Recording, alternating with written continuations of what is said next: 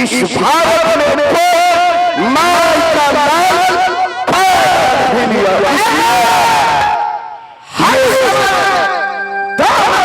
वही सोचते रहते हैं।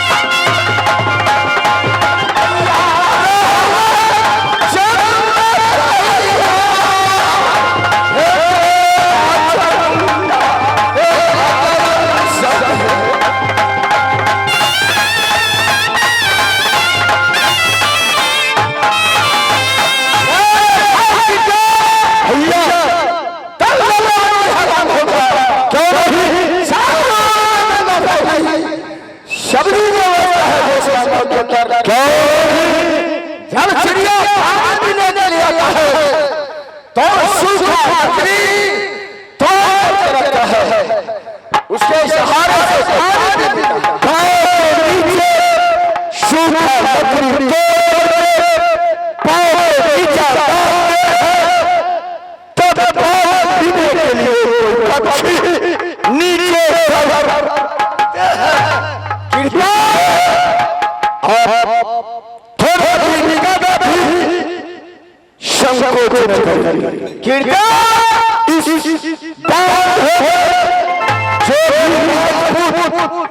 अगर प्रवेश करेगा डरना बच नहीं पाएगा।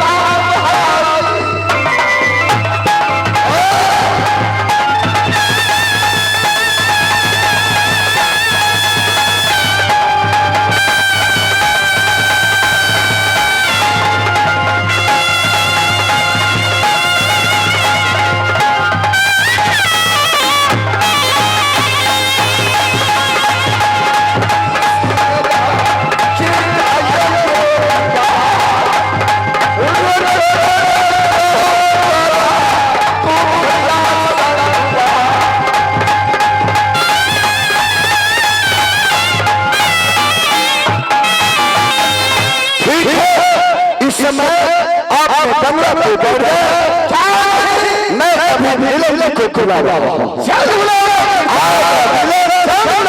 उससे मिलन जी मेरे आवाज सुनते हैं तो आने का कोशिश करना, इसलिए आप तुम्हारे बड़े भैया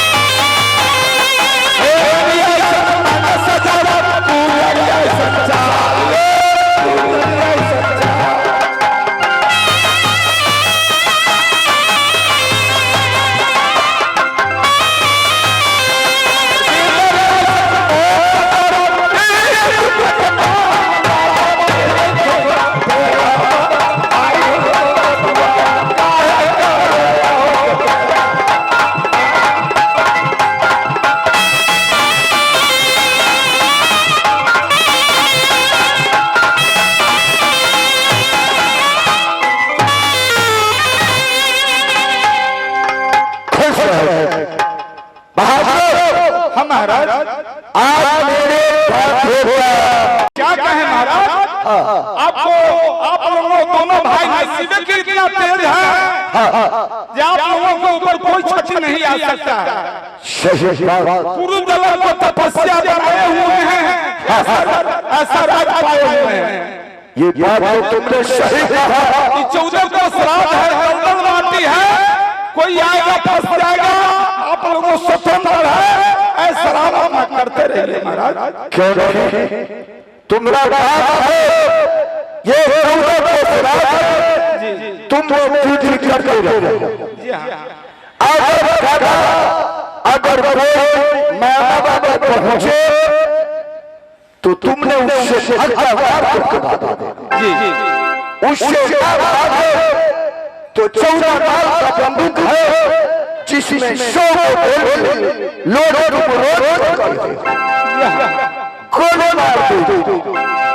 अगर उसे भी अगर सारा अपने ताकत को दिखाए जी हाँ लगा रे हसरत के वह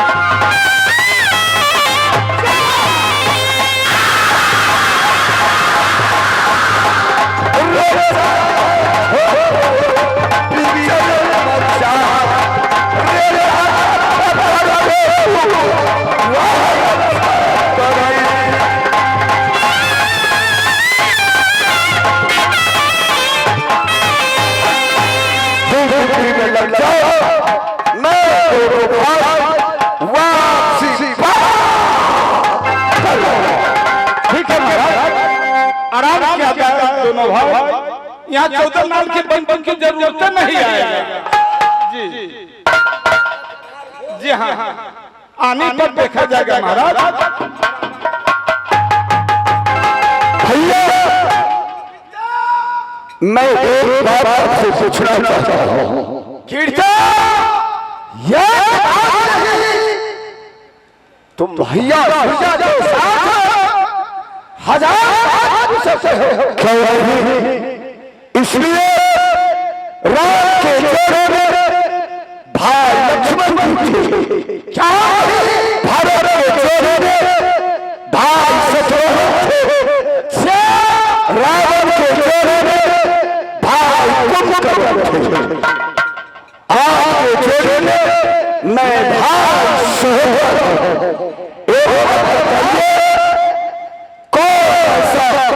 मानव और वीरों नीचे धरती ऊपर आकाश है और बीच मार्ग में घोड़ा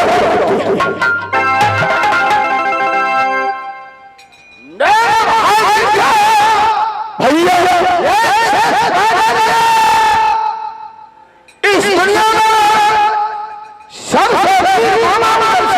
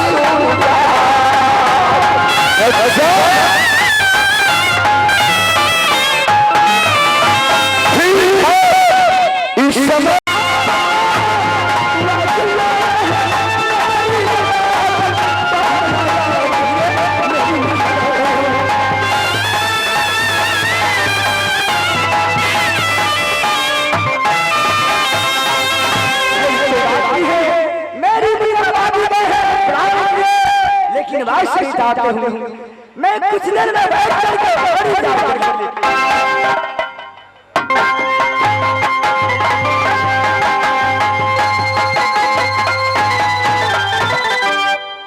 क्योंकि महाराज महल में इंतजार करके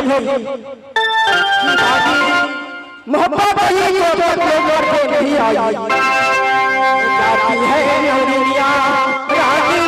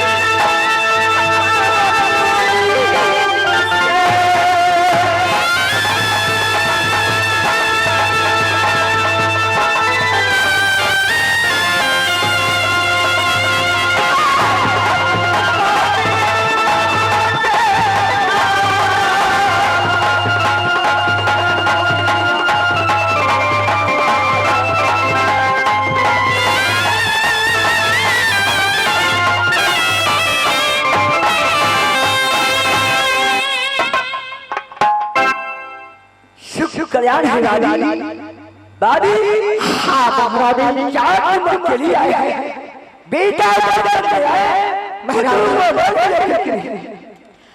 महारानी जो